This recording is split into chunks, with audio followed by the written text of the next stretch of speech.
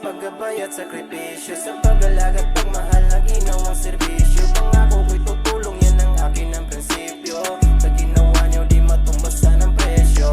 Alam ko na malayo patatahakin, itong harap ko para sa atin. Tibayan lang ang puso, isip at damdamin, matupad ko rin mga binubulong sa hangin. At sana ay nandito pa kayo noon, gusto kong makita niyo kung paano na magkaroon